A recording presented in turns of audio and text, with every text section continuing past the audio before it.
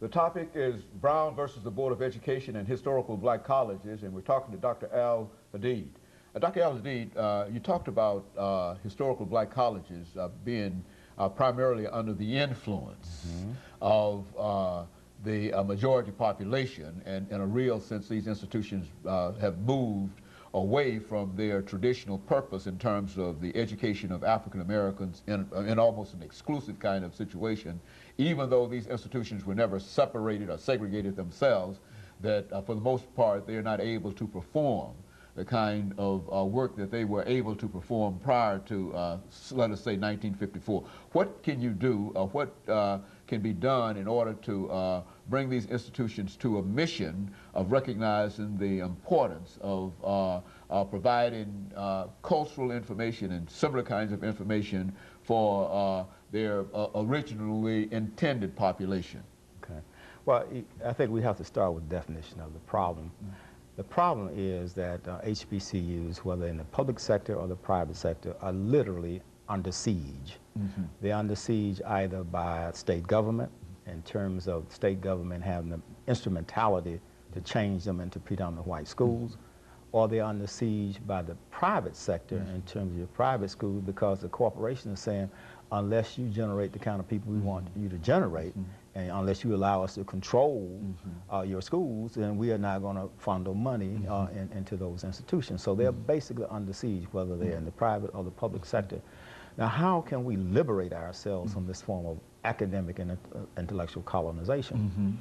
Well, what we have to realize is that when you look at an academic institution, especially a university, those universities transmit three commodities. First of all, they transmit culture. Secondly, they transmit knowledge. And third, they transmit skills.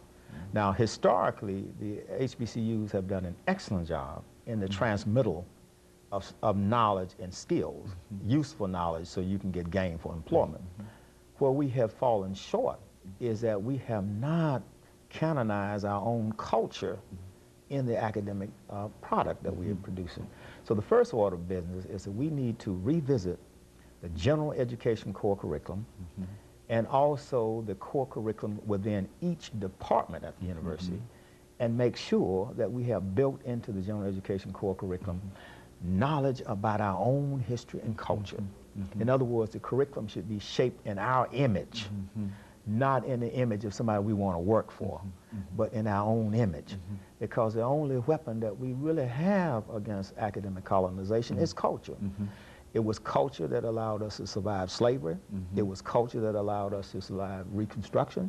It was culture that allowed us to survive segregation. And it's going to take culture that will allow us to survive an era of desegregation when we appear to be confused about who and what we are. And the historically black colleges have always provided us with some markers and a map by which we could navigate our way through America in terms of its contradictions of democracy and equality.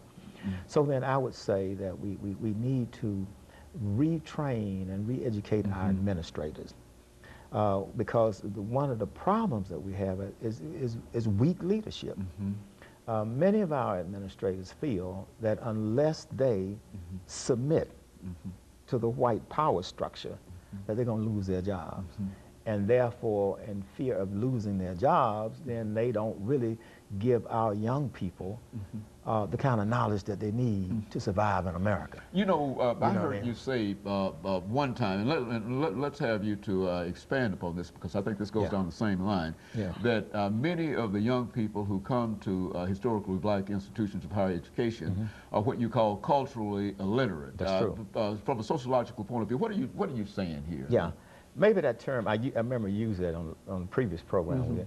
But let me take the edge off of that.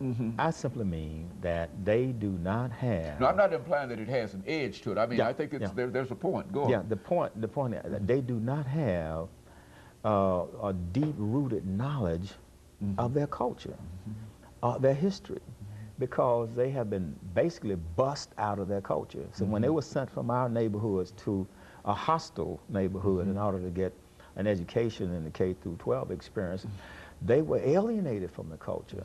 So when they came back home, I mean, they did not really appreciate the value of the culture that they left going on the other side of town, you know, to get an education.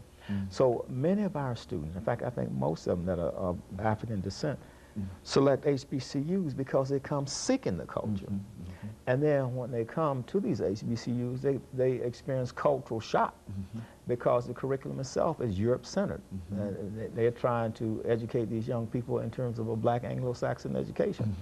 So we really need to give them what they came for rather than doing a bait and switch. And then we attract them because they think it's a black school. And then the only thing that we give them is a step show, homecoming, and the drum line, you know, at halftime, you know, and that's not the culture. What carries the that's culture. an expression of the culture. That's a non-material expression of a culture. We need to give them the culture, which means that we need to spend a whole semester talking about different aspects of our economic system, different aspects of our political system, our social systems, our family system. We need to put a value on our culture. I think we have a culture and a history that is worthy of serious study, not just something we do during Black History Month or something that we do on Martin Luther King's birthday. They've been through that in high school. That civilization started with the Greeks.